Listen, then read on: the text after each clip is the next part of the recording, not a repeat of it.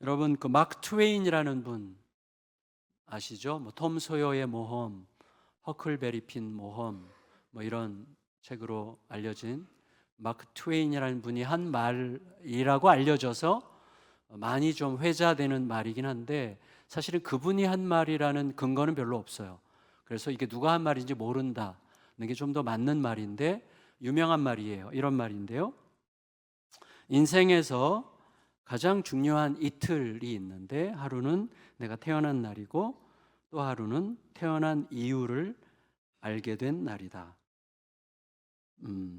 좀 생각이 되는 말씀이죠. 그래서 첫날, 내가 태어난 날은 모든 사람에게 보편적으로 거저 주어지는 날들이죠. 그러나 두 번째 날은 어떤 사람들에게만 주어지는 날입니다. 그래서 마음의 깊은 각성과 깨달음이 임한 사람에게만 있는 날이죠. 여러분, 그래서 질문하고 싶습니다. 나는 내가 태어난 이유를 아는 날을 가지고 있는가? 그리고 내가 태어난 이유를 알게 된 날 이후로 내가 태어난 이유에 합당하게 살려고 하고 있는가? 이런 질문을 우리 자신에게 해볼 필요가 있을 것 같습니다. 여러분, 우리가 태어난 이유를 알게 됐다면 그 증거는 뭘까요? 증거는 매우 분명한데 소위 대가 치름입니다. 그래서 내가 태어난 이유를 아는 사람은, 알고 사는 사람은 대가를 치를 준비가 되어 있고 또 대가를 치를 시간이 오면 과감하게 대가를 치릅니다. 그게 물질이 됐든 내 몸이 됐든 또 어떤 내 자존심이 됐든 내 공명심이 됐든 이것들을 전부 다 내려놓을 대가를 치를 준비를 하는 게 바로 태어난 이유를 알고 사는 사람의 속성이라고 할 수가 있겠습니다. 태어난 이유를 이루기 위해서라면 어떤 대가도 치를 준비가 되어 있다는 거죠. 그런 의미에서 예수님이야말로 본인이 태어난 이유를 가장 잘 아시는 분, 이런 말 자체가 대단히 송구할 만큼 너무나 정확하게 우리 모두의 모델이라고 할 수 있겠습니다. 예수님이 왜 사람으로 태어나셨습니까? 이유는 사람이 아니면 죽을 수 없기 때문이죠. 우리를 대신해서 죽으셔야 구원이 발생하는데 사람이 아니면 죽을 수 없기 때문에 사람으로 태어나신 거죠. 그러니까 예수님은 죽기 위해 태어나신 거죠. 그리고 태어난 이유대로 십자가에 못 박혀 죽으셨습니다. 따라서 우리들이 예수님을 따르고 있는 자들인데 예수님을 따른다고 하는 우리들이 가끔씩 부를 때도 즐겁고 들을 때도 즐거운데 당신은 사랑받기 위해 태어난 사람, 우리가 태어난 이유가 사랑받기 위해서라는 이 노래는 즐겁고 고맙지만 무척 낯간지럽다, 이렇게 생각이 됩니다. 예수님의 태어나신 이유를 생각해 보면, 거기에 비추어 보면 사실 우리는 이미 영원한 사랑을 받은 자들로 살도록 주님의 부르심을 받았고 이미 영원한 사랑을 다 받은 자로서 사실은 사랑받기 위해 태어난 게 아니라 사랑하기 위해 태어난 자들이라 할 수 있겠죠. 우리가 태어난 이유는 사랑하기 위해서입니다. 그래서 사랑받기 위해 태어났다는 생각으로 인해서 너무나 많은 갈등들이 생각되고 너무나 많은 고민들이 해결되지 않는 거죠. 하지만 내가 사랑하기 위해 태어났다고 생각하고 사고의 전환이 일어나고 그게 나의 삶을 구체적으로 움직이기 시작하면 엄청난 변화들이 시작될 것입니다.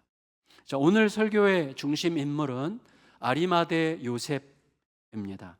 아리마대라는 동네 출신 요셉이라는 뜻인데 이 사람이 오늘 본문에서 빌라도 총독에게 찾아가서 예수님의 시신을 좀 내어달라고 요청합니다. 내가 예수님의 시신을 좀 장례 치를 수 있도록 나에게 맡겨달라고 요청하고 빌라도가 허락했고 허락할 만한 지위에 있었던 사람이죠. 아리마대 요셉은 상당히 지위가 높은 사람이었고 그리고 받아서 예수님의 시신을 수습합니다.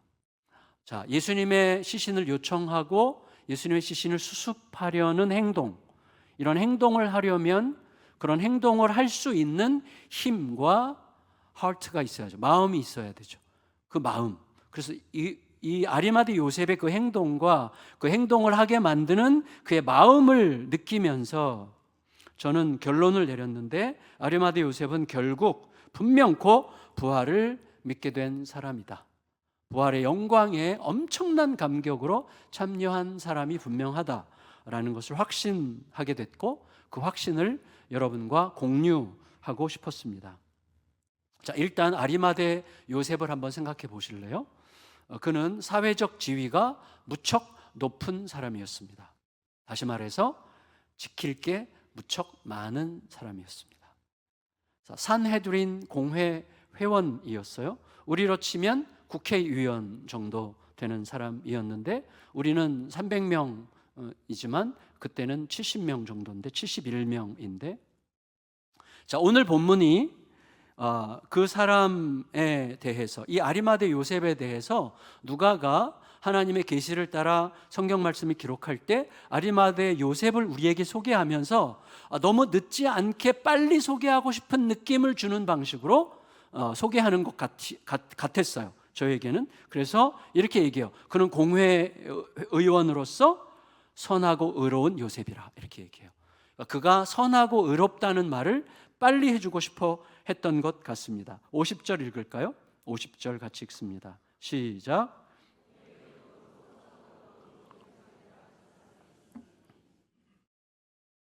다 가진 사람이에요. 산헤드린 공회 회원이었고, 마태복음에 따르면 그는 부자였고, 마가복음에 따르면 그는 공회 회원으로서도 굉장히 존경받는 의원이었다고 소개하고 있습니다. 다 가졌죠. 여러분, 산헤드린이라는 말은 산, 이 순에서 나온 말인데, 순이 함께라는 뜻이거든요. 그래서 함께 둘러앉았다, 함께 모여있다는 뜻이에요, 산헤드린이. 그런데 이 산헤드린의 기원을 사람들이 모세가 오래전에 70인 장로를 세운 것에 기원을 두기도 하지만, 실제 역사적으로는 사실은 멀리 떨어져 있고, 실제로는 BC 3세기경에 시작된 걸로 알려져 있습니다. 아수르, 바벨론, 페르시아, 그 다음에 팔레스타인을 지배한 나라가 헬라, 알렉산더 대왕이죠. 그래서 알렉산더가 이제 이 팔레스타인 지방을 하자마자 얼마 안 있다가 죽죠.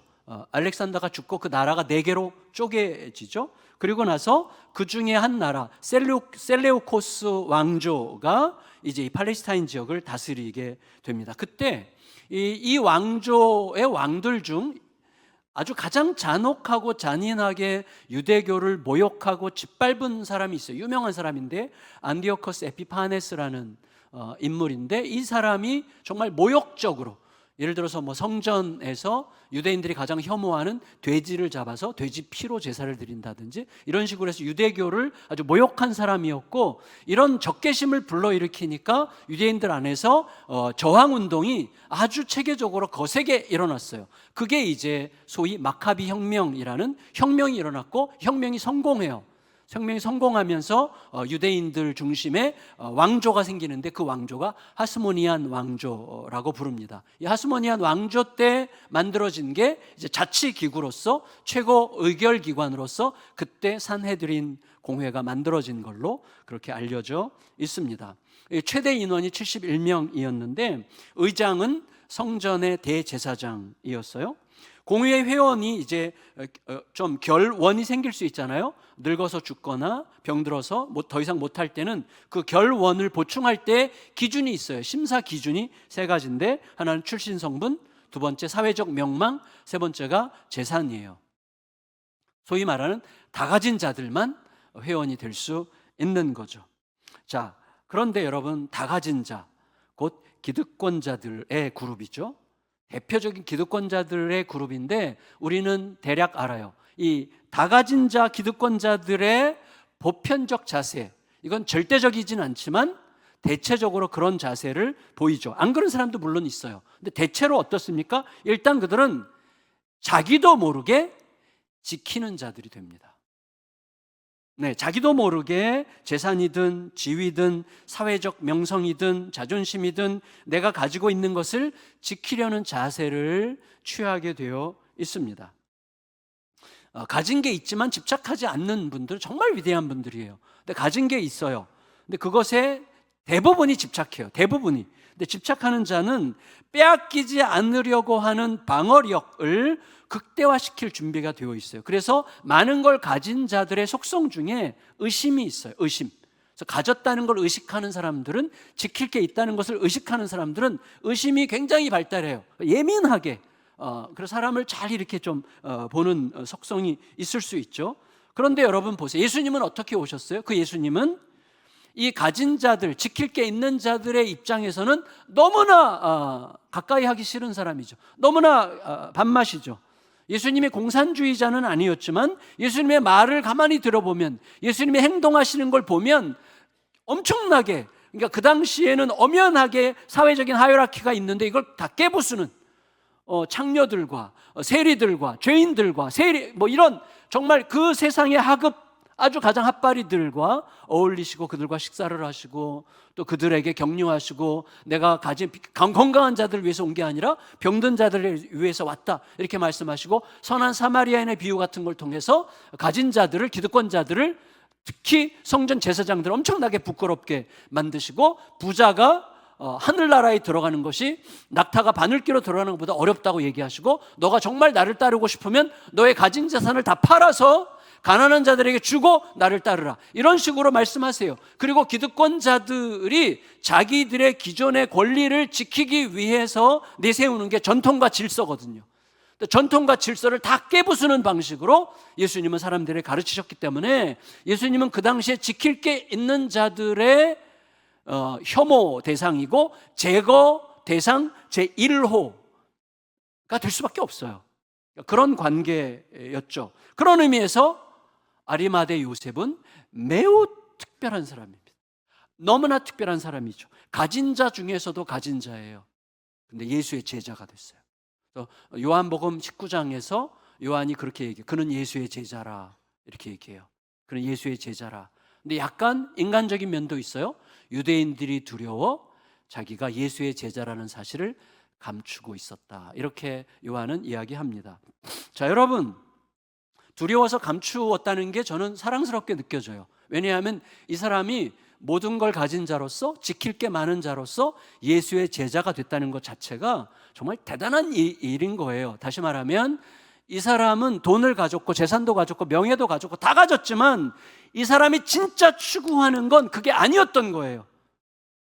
진짜로 인생의 목적이 뭔지, 삶의 목적이 뭔지, 도대체 이 세상이 어디에다가 희망을 둘 수 있는지에 대하여 엄청나게 고민하면서 자기가 추구했던 어떤 것도 발견할 수 없었어요. 돈에서도, 재산에서도, 사회적 명예에서도, 산헤드린 공회에서도 이 세상의 희망을 발견할 수 없었는데, 예수님을 통해서 유일한 희망을 발견한 거, 이제 살 수 있겠구나, 이 길을 통해서만 뭔가 희망이 있겠구나, 우리가 살고 우리가 함께 살 수 있는 희망이 저분에게 있구나라고 발견하게 됐기 때문에 모든 걸 가진 자로서 예수의 제자가 될 수 있었던 거죠. 물론 여러분, 그가 돈을 싫어하진 않았을 거예요. 사회적 기득권을 포기할 만큼 기득권을 혐오하지도 않았을 가능성이 많습니다. 하지만 분명히 알았어요. 경제적인 능력과 사회적인 지위로는 절대로 하나님의 선하신 뜻을 이룰 수 없다는 사실은 깨달은 거예요. 그래서 하나님의 선하신 뜻, 세상의 구원, 우리가 살아가는 의미, 내가 태어난 이유를 누구에게서 찾을 수 있는가 할 때 예수에게서만 찾을 수 있겠다라고 생각하고 발견했고, 그에 따라서 자기가 하나님의 자녀로 태어난 이유를 갈망하던 중에 예수를 만나서 이거였구나, 이거.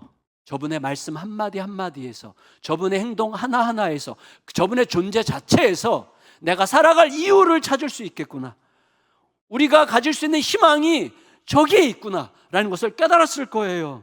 그래서 어떻게 했어요? 이 사람이 예수를 사형시키기로 산헤드린 공의회가 예수를 처형하기로 결의했을 때 반대했습니다. 그래서 51절에 이렇게 이야기합니다. 51절 읽습니다. 시작. 그들의 결의와 행사에 찬성하지 아니한 자라. 그는 유대인의 동네 아리마대 사람이요 하나님의 나라를 기다리는 자라. 여러분 보세요. 그렇게 아리마대 요셉이 그런 마음을 가지고 예수님을 향하고 예수님께 소망을 뒀다면 예수님의 죽음이 아리마대 요셉에게는 얼마나 엄청난 충격이었겠어요. 끝났어요.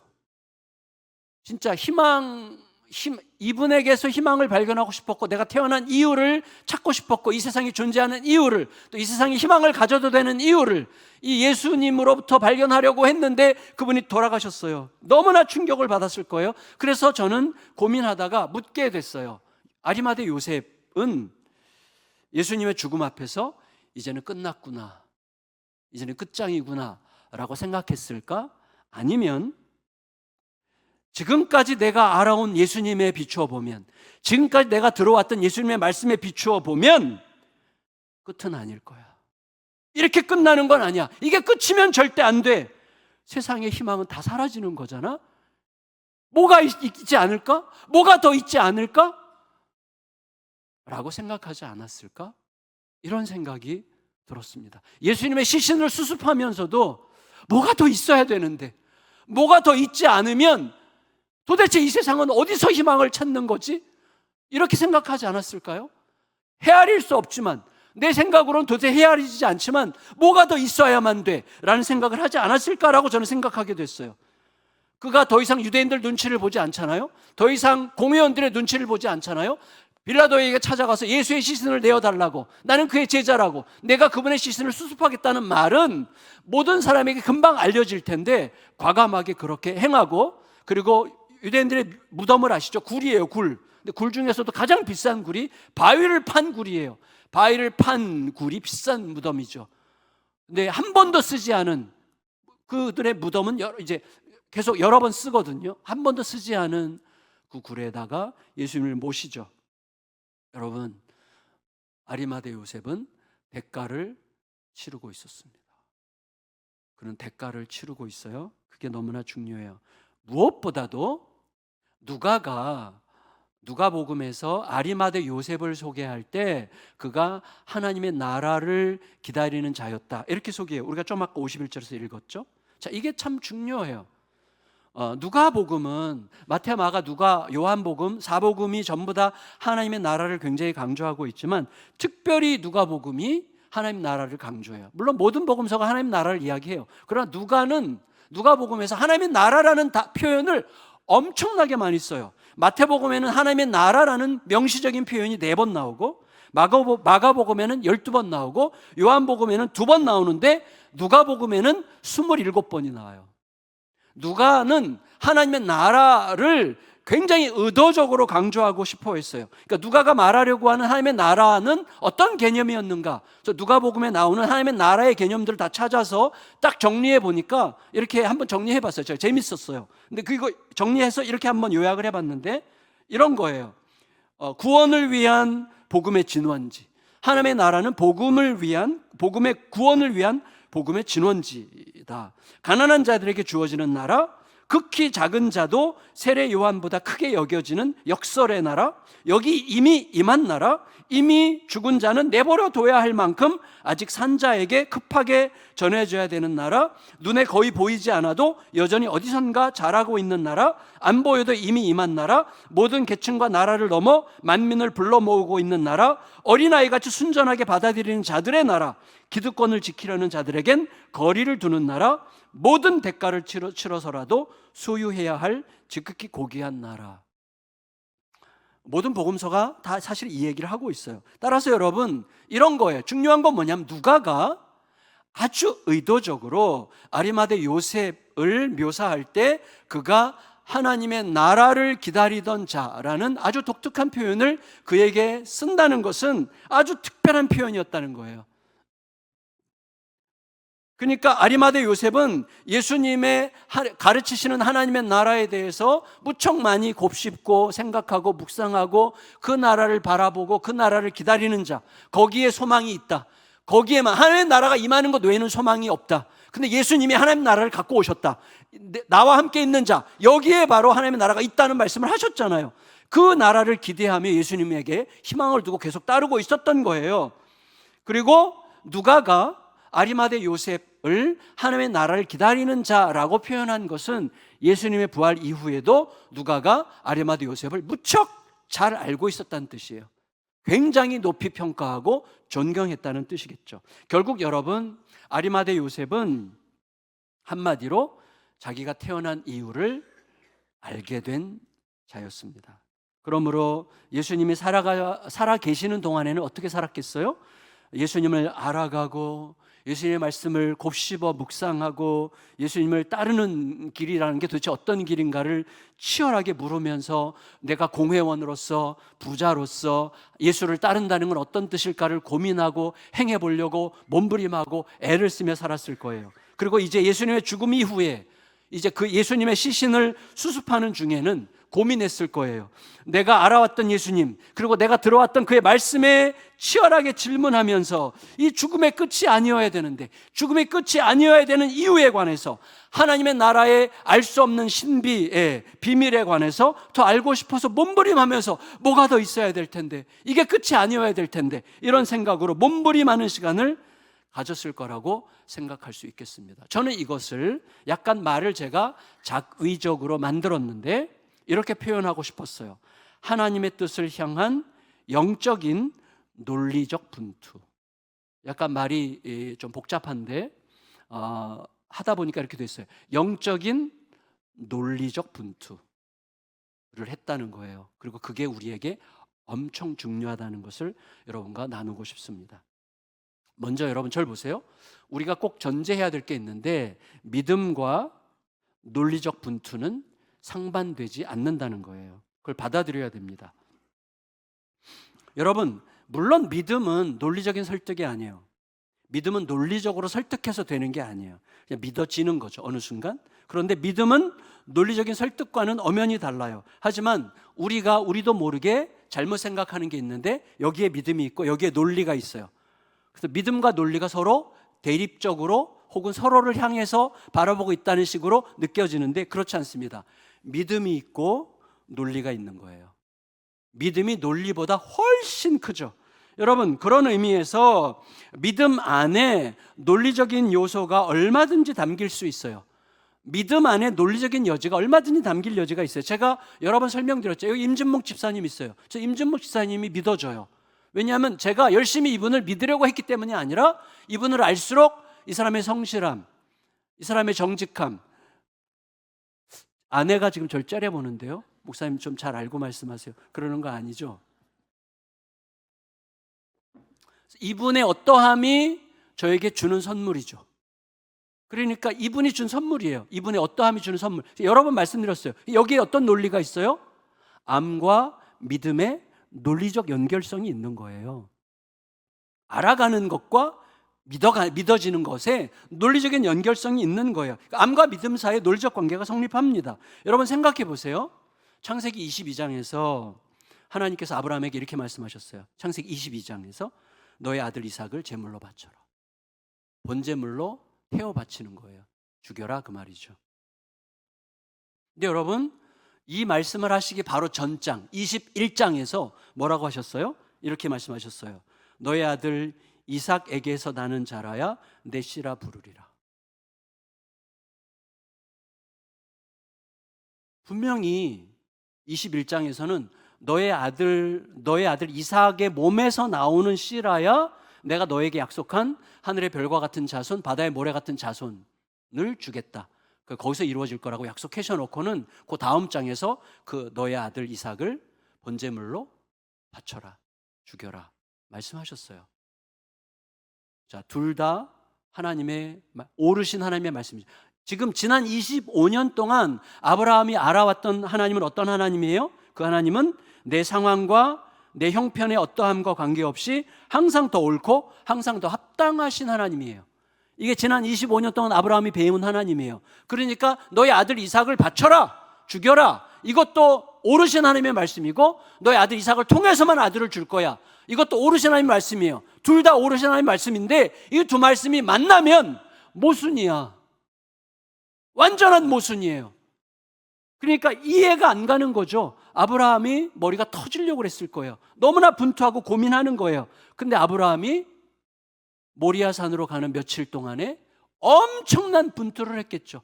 엄청난 분투를 하면서 일단 순종하는 걸음으로 가지만 계속해서 분투해요. 저는 이 분투의 여정을 영적인 논리적 분투라고 말하는 거예요. 왜? 아브라함이 칼을 들었잖아요. 죽이려고 했잖아요. 그러니까 아브라함이 생각한 건 뭐예요? 하나밖에 없어요. 뭐가 있을 거야. 이것도 옳고 이것도 옳아. 이삭을 통해서 자손을 주실 거란 말씀도 옳아. 왜? 하나님의 말씀이니까. 너의 자식을 바쳐 죽여. 이것도 옳아. 하나님의 말씀이니까. 근데 두 개가 만나면 완전한 모순이야. 그래서 근데 아브라함은 순종해야 돼요. 순종해야 돼요. 그럼 어떻게 해야 순종할 수 있습니까? 하나밖에 없어요. 뭔가 있을 거야. 뭔가 있을 거야. 그게 뭔진 몰라. 근데 그게 뭐냐에 대해서 히브리서 11장이 이렇게 해석을 한 거죠. 그게 뭐예요? 히브리서 11장 19절 같이 읽습니다. 여기 그는 아브라함인데 시작. 그가 하나님이 능히 이삭을 죽은 자 가운데서 다시 살리실 줄로 생각한지라. 비유컨대 그를 죽은 자 가운데서 도로 받은 것이니라. 여러분, 다시 말하면 히브리서 기록한 기록자의 관점에서 볼 때 아브라함은 부활신앙을 갖고 있었던 거예요. 뭔지 모르지만 뭐가 있을 거야 라고 생각한 그게 바로 부활신앙이었다라고 되짚어 해석해주고 있는 거죠. 실제로 여러분, 아브라함이 이삭을 데리고 모리아 산으로 갈 때에 그는 이미 그 마음에서 아들 이삭을 죽인 거예요. 아들 이삭을 죽이지 않고 어떻게 데리고 가서 불에 태워서 칼을 들어서 치고 불에 태우려고 했겠어요? 말도 안 돼요. 어떻게 칼을 들 수 있습니까? 이미 마음에서 죽이지 않고 어떻게 칼을 들어요? 불가능한 이야기예요. 하지만 하나님께서 동작 그만 하시는 순간 이삭이 살아났던 거죠. 그러니까 실제로 이삭은 아브라함의 가슴에서 죽었다가 살아난 거예요. 부활의 신앙이죠. 우리가 재작년 2월달 특세 때 욥 묵상한 거 기억하시죠? 욥도 똑같아요. 여러분 생각해보세요. 욥의 너무나 모순적인 현실. 나는 하나님을 신실하게 섬겼어. 하나님만 섬겼어. 나에게는 하나님이 전부야. 그런데 나에게 임한 고통은 하나님께서 허락하시지 않았다면 절대로 올 수 없는 고통이야. 이 둘 사이에서 너무나 혼란스러운 거예요. 너무나 혼미한 거예요. 그래서 이 욥이 소위 영적인 논리적 분투를 계속해요. 계속한 끝에 욥이 도달한 결론이 뭐예요? 욥기 19장 25절에서 27절이에요. 같이 읽습니다. 시작. 내가 알기에는 나의 대속자가 살아계시니 마침내 그가 땅 위에 서실 것이라. 내 가죽이 벗김을 당한 뒤에도 내가 육체 밖에서 하나님을 보리라. 내가 그를 보리니 내 눈으로 그를 보기를 낯선 사람처럼 하지 않을 것이라. 내 마음이 초조하구나. 여기 핵심이 뭐예요? 내가 그를 보기를 낯선 사람처럼 하지 않을 것이라. 자, 무슨 말이에요? 보세요. 욥이 지금 분투하는 거예요. 영적인 논리적 분투를 하는 거예요. 이게 뭐지? 나는 하나님만 알아. 나에겐 하나님이 전부야. 그런데 이런 고통은 하나님께서 허락하시지 않을 수도 있는 고통인데, 하나님께서 허락하시지 않으면 오지 않을 수 있는 고통인데 하나님이 허락하셨기 때문에 온 거야. 그러니까 나를 지금 대적하시는 분이 하나님이야. 근데 나는 어디도 기댈 데가 없어. 그리고 하나님이 나를 대적하신 내가 어디를 기대해? 기댈 데가 없어. 그런데 만일에 하나님이 나를 대적하시지만 만일에 이게 하나님의 모든 이끄심 속에 있는 일이라면 내가 모르지만 하늘에는 분명히 나를 위한 중보자가 있을 거야. 나를 변호해주고 나를 내 입장에서 이야기해주고 나를 이해해주는 그분을 언젠가 만나고 내가 죽어서도 만날 거야. 그분을 만나면 그때 알게 될 거야. 낯설게 느끼지 않게 될 거야. 이거였군요. 그래서 뭐예요? 나를 공격하시는 분과 나를 보호하실 분이 같은 분이었다는 것을 알게 될 거라는 거예요. 이 모순을 넘어서는 절대적 믿음. 이 어디서 나타났습니까? 십자가에서. 금요일 날 제가 말씀드렸죠? 예수님께서 십자가에서 뭐라고 그러셨어요? 엘리 엘리 라마 사박다니, 나의 아버지 어찌하여 나를 버리시나이까? 그 다음에 뭐라고 그러세요? 아버지여 내 영혼을 아버지께 맡깁니다. 나를 버리시는 분에게 나를 맡기는, 이 말이 안 되는, 나를 버리시는 아버지께 나를 맡기는 이 절대 믿음 안에서 우리는 부활의 신앙을 경험할 수 있는 거예요. 우리의 삶에 너무나 필요한 거예요. 왜 어느 순간이 되면 우리는 내 생각과 내 생각 안에 갇혀서 이건 말이 안 돼. 이건 말도 안 되는 거야. 있을 수 없는 이야기야. 그래서 거기서 그냥 끝나요. 그래서 좌절하고 끝나요. 그러면 우리는 극복할 힘이 전혀 없어지게 되는 것이죠. 이걸 좀 더 가깝게 느끼기 위해서 보잘것없는 제 이야기를 살짝 끼워 넣어서 여러분께 나누고 마칠게요. 2012년 9월에 우리가 기독학교 개교했는데 그 전에 결정이 됐어요. 그래서 그 전에 학교 겸 예배당을 건축하기로 이제 하고 이제 건축 헌금을 시작해야 돼요. 근데 제 마음속에 일단 엄청난 시험이 왔어요. 시험이라기보다 두려움이 완전히 몰려왔어요. 개척한 지 3년도 안 된 교회에서 건축 헌금 하자는 얘기를 한다는 게 이게 입이 안 떨어지는 거예요. 해야 되는데 한 달을 계속 고민하면서 미뤘어요. 한 달 사이에 제가 2kg가 빠졌어요. 저는요 1kg만 빠져도 다리가 후달거립니다. 2kg가 빠졌어. 너무 힘들었어요. 근데 이 헌금하자는 말을 할 사람이 저밖에 없어요. 누가 하겠어요?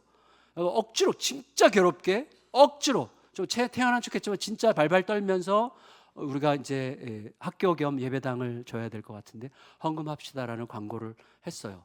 그리고 오후가 됐는데 그때 이제 교회 리더십들이 들어오는 그 카카오 스토리 지금은 안 쓰는데 거기에 누가 글을 올렸어요. 제가 글을 읽고 바로 지워버렸어요. 계속 읽고 묵상하면 제가 죽을까봐. 기억이 감감한데 핵심은 이거예요. 주여 저들의 죄를 용서하옵소서. 사람들을 모아 돈 내라고 하는 저들의 죄를 용서하옵소서. 누가 이제 이런 글을 올린 거예요. 갑자기 두려움과 불안이 밀려오는데요. 제가 과거에 알았던 공황장애 우울증이 막 도지려고 하더라고요. 엄청나게 고통스러웠어요. 그때가 마침 고난주간이었어요. 고난주간. 평소에 저답지 않게 엄청나게 간절히 기도했습니다. 엄청나게 간절히 기도했어요. 주님의 마음을 묵상하고 또 묵상하는 중에 사실은 그 전해 비전 기도회 때 성도들의 한 80% 이상이 그렇게 하자고 결정해서 가는 거였거든요. 근데 제 속에 있는 괴로움은 이거였어요. 성도들이 같이 결정했잖아라고 내가 자꾸 설명하고 있지만 성도들이 그렇게 결정하도록 내가 유도한 거 아닐까? 이런 의심이 들어오니까 엄청나게 고통스럽더라고요. 너무너무 괴로웠어요. 하나님 앞에 엎드려서 막 기도하는데 하나님이 어느 한순간 저에게 이렇게 물으셨어요. 너 진짜 하기 싫어? 진짜 하기 싫어? 생각해 봤어요. 내가 이거 진짜 건물을 내가 원하나? 난 진짜 하기 싫은가? 근데 그때 상가에서 이제 새 가족들이 막 어마어마하게 막 오던 시기였기 때문에 재정적으로 여유가 많았어요. 근데 이 건축을 하면 나 수십억 빚을 져야 돼. 뭐 성도들도 헌금해야 되지만 수십억 빚을 져야 돼. 그러니까 그때부터 이제 엄청난 고통 속으로 들어가는 거고 그게 이제 들어오니까 막 끔찍해지더라고요. 그래서 주님께서 이거 너 진짜 하기 싫어? 너 이거 하고 싶어? 하기 싫어. 근데 제가 진심으로 대답했어요. 하나님 하기 싫습니다. 여기서 멈춰 주십시오. 근데 하나님이 답하셨어요. 그래서 해도 되는 거야. 해라 이렇게. 제가 너무 하기 싫은 거라서 하나님의 뜻이었어요. 제가 진짜 하고 싶은 거면 하나님의 뜻이 아닐 거였어요. 그게 순간적으로 깨달아지는데요. 여기서부터 그때 제가 부활을 경험해서 뭐 거의 죽어가다가 한순간의 깨달음으로 살아나는데 완전히 새로워지는 엄청난 용기, 엄청난 담대함. 그래 누가 뭐라 그래도 괜찮아. 누가 뭐래도 괜찮아. 그냥 뭐 욕먹으면 돼. 이거는 하나님께서 허락하신 일인가? 이런 게 분명해. 그리고 그냥 가는 거예요. 그리고 여기까지 왔고 지금도 고생하고 있습니다. 그런데 주님의 뜻이라는 건 완전히 믿어요. 저는 이런 것들이 우리의 삶에서 죽음에서 경험하는 부활의 이야기일 수 있다고 생각이 됩니다. 말씀을 마칠게요. 여러분 지난 주간에 모두가 그 뉴스 보셨을 텐데 경기도 용인에서 사업에 실패한 한 50대 가장이 80대 부모님과 자기 아내와 두 딸 수면제를 먹이고 목을 졸라 살해하고는 도망가서 자살 시도를 했죠. 사실 치명적인 자리까지는 안 갔어요, 자기는. 그렇죠. 그래서 약간 의심이 돼요. 의심이 돼서, 물론 너무 의심을 쉽게 하면 안 되지만, 가족들은 다 죽이고 자기는 살려고 그랬나? 약간 이런 생각. 그래서 가족들은 다 죽이고 자기는 자살 시도만 한 거라면 이거는 완전히 악의 문제죠. 이건 악의 문제예요. 더 이상 논할 가치가 없어요. 그런데 진짜로 자기도 죽을 생각이었다면 이거는 해석의 문제예요. 해석의 오류의 문제예요. 우리는 해석의 오류 때문에 항상 힘든데, 우리는 내 실패가 모든 걸 삼켜버릴 거라고 확신하는 오류에 빠져요. 한번 실패하면 이게 모든 걸 다 무화시키고 무의미하게 만들고 나를 완전히 망가뜨릴 거라고 확신하는 오류에 빠져요. 실패는 별거 아니에요.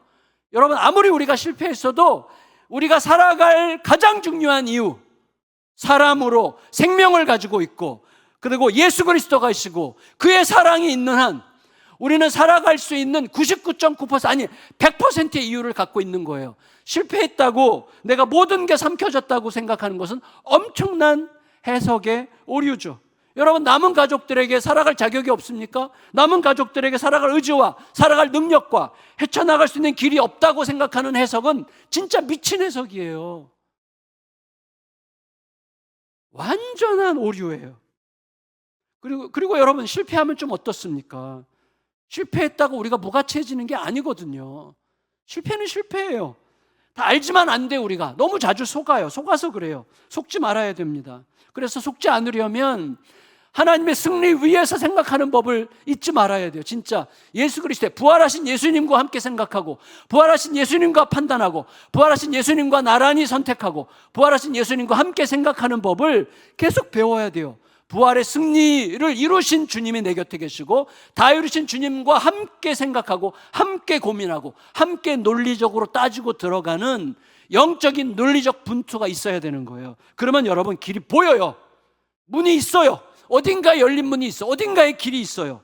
정말로 하나님은 정말로 그렇게 우리를 인도하십니다. 그러니까 여러분, 그리스도의 승리, 부활의 승리 위에서 촘촘하게 논리적으로 생각하고 하나님을 기다리고 또 기다리는 분투의 시간을 가져야만 하는 것입니다. 여러분, 예수님의 시신을 수습했던 아레마대 요셉은 엄청나게 분투했을 거예요. 분투했을 거예요. 뭐가 더 있어야 되는데, 이게 끝이면 안 되는데, 이게 끝이면 끝인데, 이게 끝이면 진짜 희망을 도대체 어디서 찾을 수 있는 거야, 막 그러던 차에 이틀 후에, 시신을 수습한 이틀 후에 예수님의 부활의 소식을 들었을 거야. 틀림없이 들었을 거고, 그때 뭐라고 그랬겠어요? 아리마대 요셉이 그렇지 이거지, 이거 이러시려고 그러신 거구나. 이제 이 세상은 희망이 있는 거야. 내 인생에 희망이 있는 거야. 이게 진짜 희망이지. 이거였어, 바로 이거. 거기에 도달할 수 있게 되는 거예요. 환호하는 기쁨과 함께 새 인생을 시작하게 되는 거죠. 여러분, 우리들에게도 얼마든지 가능한 희망이에요. 고통은 우리에게 죽음의 그림자를 늘 느끼게 해요. 그러나 부활의 길은 항상 있습니다. 부활하신 예수님과 함께 고민하세요. 빅터 프랭클이 얘기했어요. 고통은 반드시 의미를 요청한다 그랬어요. 다시 말하면 뭐죠? 우리에게 어떤 고통이 있더라도 내가 태어난 이유, 이 고통을 견딜 이유의 의미를 발견하면 지나갈 수 있다는 거예요. 의미가 뭐예요? 태어난 이유죠. 태어난 이유를 찾으면 어떤 고통도 넘어설 수 있다는 거예요. 어떤 분이 한 얘기인데 참 생각할 만한 이야기예요. 절망은 뭐냐? 절망은 종종 우리가 아직 모든 가능성을 샅샅이 훑어보지 않았다는 증거다 그랬어요. 절망은 종종 우리가 아직 모든 가능성을 다 살펴보지 않았다는 신호에 불과하다. 그러므로 그 신호, 절망이라는 신호가 오면 가능성을 찾기 시작해라. 누구와 함께? 부활하신 주님과 함께 반드시 찾게 될 거라고 이야기하는 것입니다. 여러분, 우리는 죽음이 끝이 아니게 하신, 죽음이 마지막이 아니게 하신 우리에게 또 그 위대한 믿음을 불어넣어 주신 우리 주님과 함께 얼마든지 다시 일어날 수 있음을 절대 잊지 않고 다시 멋지게 시작하는 우리의 삶이 되시기를 예수님의 이름으로 축원합니다. 축원합니다. 우리 같이 복음